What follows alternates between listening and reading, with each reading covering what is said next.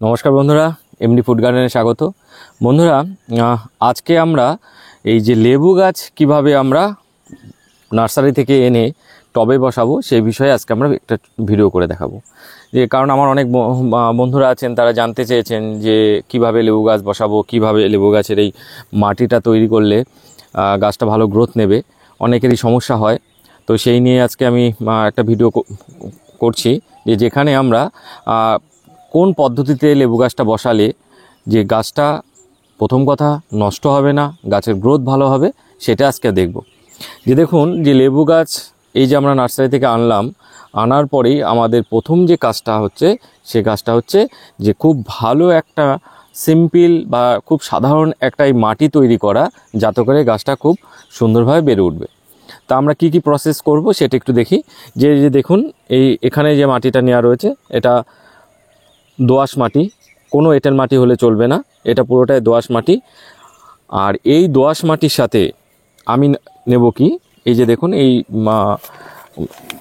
তার মধ্যে আছে, এই বালতিটার মধ্যে রয়েছে গোবর সার।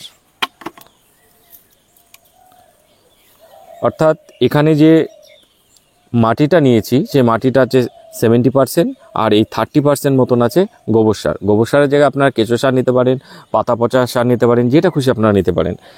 নিয়ে এর সাথে আর কি দেব একটু এই যে জিপসাম। এই যে দেখুন, এই জিপসাম দেবো মোটামুটিভাবে 5-6 গ্রাম মতন, এই দিয়ে দিলাম। এবার দেখুন যে এটা আমার একটা 12 ইঞ্চি টব, এই 12 ইঞ্চি টবের জন্য এই মাটিটা তৈরি করছি। এখানে আমি জিপসাম দিচ্ছি 5-6 গ্রাম। যদি আপনারা 10 ইঞ্চি টবে বসেন, তাতে একটু কমিয়ে দেবেন, 4 থেকে 5 গ্রাম জিপসাম আপনারা মাটির সাথে মেশাবেন।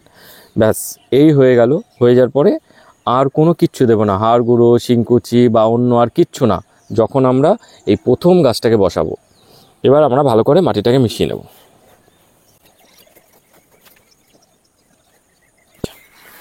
এইদিকে আমরা মাটিটা তৈরি করে ফেললাম।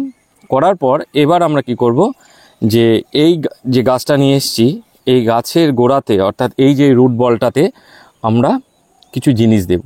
সেটা কি? সেটা হচ্ছে, এই যে কাছ থেকে এসো, এই যে দেখতে পাচ্ছেন এই মগটাতে 1 লিটার মতন জল আছে। এই জলটার মধ্যে টাটা মাস্টার আছে, অর্থাৎ মেটালক্সি ম্যানকোজেব গ্রুপের ফাঙ্গিসাইড আছে।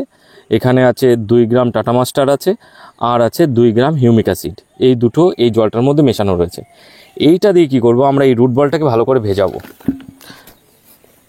তার কারণ হচ্ছে যে নার্সারিতে গাছটা থাকার ফলে গাছের এই রুটে অনেক ধরনেরই সমস্যা থাকতে পারে, আর এই মাটি থেকেও সমস্যা আসতে পারে। যার জন্যই যে এই ইনিশিয়াল স্টেজে গাছের এই রুটগুলো যাতে কোনোভাবে ড্যামেজ না হয়, প্লাস রুটের বিস্তারটা যেন ভালো হয়, এর জন্য আমি এই দুটো জিনিস দিয়ে দিয়েছি, ফাঙ্গিসাইড আর হিউমিক অ্যাসিড। নিয়ে আমরা কি করব, আর আমরা এই রুট বলটাকে তো ভালো করে ভেজাবো। তো আমি প্লাস্টিকটা খুলে ফেলেছি, এটা একটু ভুল হয়ে গেছে। তো আপনারা প্লাস্টিক খুলবেন না, প্লাস্টিকটা যখন এর মধ্যে থাকবে, বা এই রুট বলটার যে ব্যাগের মধ্যে থাকবে, সেই ব্যাগের মধ্যে থাকা অবস্থায় এই রুট বলটাকে এইটা দিয়ে ভালো করে ভিজিয়ে দেবো। অল্প অল্প করে দেবো, যাতে করে টেনে নেয়। হ্যাঁ, এই যে এই ভালো করে আমরা ভিজিয়ে দেব। এবার এখানে যে 1 লিটার জলই দিতে হবে তার কোনো মানে নেই। আমি 1 লিটার জলে একটা মাপ অনুসারে এখানে করে নিয়েছি, যে এখানে যদি আপনার 200 ml লাগে 200 ml দেবেন, যদি 300 ml লাগে 300 ml দেবেন, যাতে করে রুটবলটা ভেজে, এমন অবস্থা। আর তবে একটা কথা খেয়াল রাখবেন, যে এই রুটবলটা তখনই ভালো ভিজবে যখন রুটবলটা হালকা ভেজে থাকবে। যদি জলে খুব ভালো ভেজে থাকে, তাহলে কিন্তু এই ওষুধটা মাটিতে কম থাকবে, বেশিটাই নিচে চলে যাবে, আর শিকড় টানবে কম। তার জন্য রুট বলটা যখন হালকা ভেজা থাকবে, সেই অবস্থায় এই লিকুইডটা আপনারা এই গাছের গোড়াটা দিয়ে নেবেন। তো এখানে এটা থাকলো। নেওয়ার পর এইবার আমরা কি করব, এই টবে ড্রেনেজ ব্যবস্থাটা করব। এখানে এসো, এই যে দেখুন, এই আমি অলরেডি ব্যবস্থাটা করে রেখেছি। এখানে কি করতে হবে, এই যে নিচের যে ছিদ্রটা আছে, এর উপর একটা খোলামকুচি দিয়ে নেবেন। দিয়ে এই যে দেখুন, এই যে বালি চালার যে লাল পাথর, এই পাথর আমি এখানে 1 কর মতন বিছিয়ে দিয়েছি। দিয়ে এর উপরে আমি ওই লাল বালি হালকা ছিটিয়ে দিয়েছি। দিয়ে এবার আমরা কি করব, এই গাছটাকে বসাবো। বন্ধুরা, লেবু গাছের সঠিক গ্রোথের জন্য আমাদের কিন্তু এই দুটো জিনিস ভাইটাল দিক। এক, যে এর যেমন ড্রেনেজ ব্যবস্থা খুব ভালো করতে হবে, আর 2 হচ্ছে সেটা হচ্ছে এই মাটিটা কিন্তু সিম্পলি একদম শক্তিশালী মাটি তৈরি করতে হবে। এর মধ্যে আপনি যত নানা কিছু মেশাবেন তত কিন্তু এই গাছের ক্ষতি হওয়ার সম্ভাবনা থাকবে, কারণ রুট ড্যামেজ হলে পরেই গাছের ক্ষতি হবে। তার জন্যই এই সিম্পল মাটিটার মধ্যেই গাছ কিন্তু খুব সুন্দরভাবে বেড়ে উঠবে। আমার যে বাগানে প্রচুর যে লেবু গাছ রয়েছে, প্রচুর অনেকগুলো ভ্যারাইটি আছে, এইভাবেই আমি করে থাকি। তো এবার আমরা কি করব, গাছটাকে বসিয়ে দেবো। গাছটাকে একদম মিডিলে সুন্দর করে বসাবেন। উপরে এরকম আপনাদের আঙুলের মোটামুটি 1.5 কর মতন ফাঁকা রাখবেন জল দেওয়ার জন্য।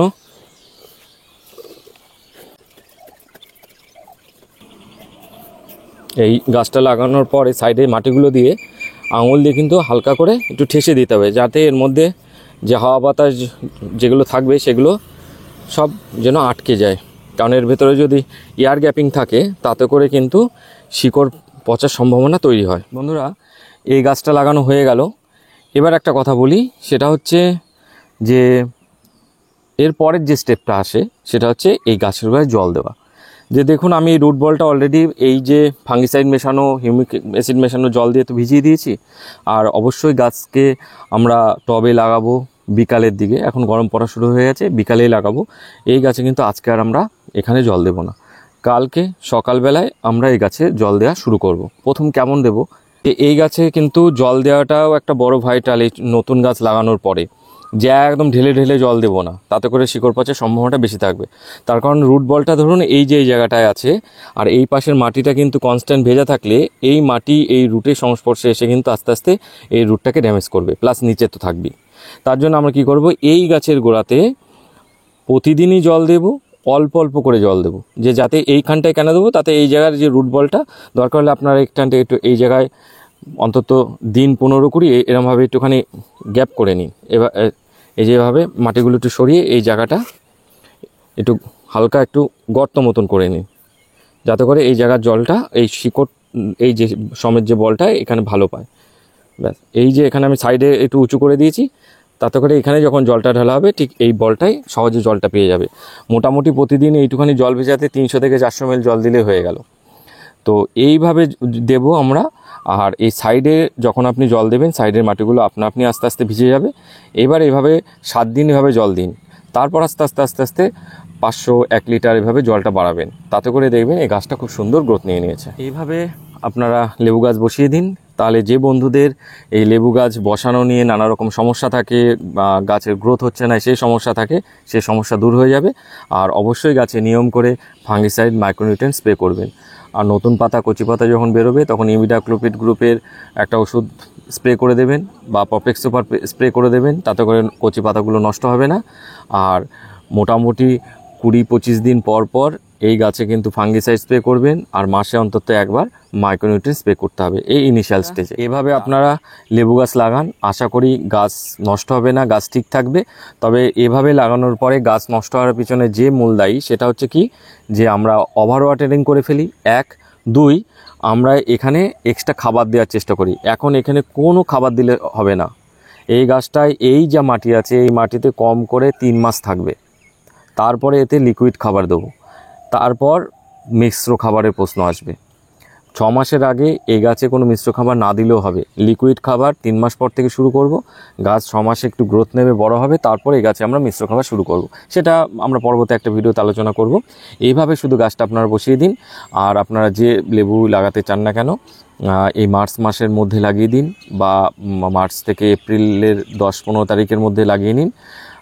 তাহলে কি হবে, যে প্রচণ্ড গরম পড়ার আগে গাছকে যদি আমরা লাগিয়ে দিতে পারি, গাছ খুব সুন্দর গ্রোথ নেবে এবং গরমে গাছ যে ট্রেস, নতুন গাছ, সেই ট্রেসটা সহজে পাবে না। আজকের যদি ভিডিওটি ভালো লাগে তাহলে অবশ্যই একটা লাইক করবেন।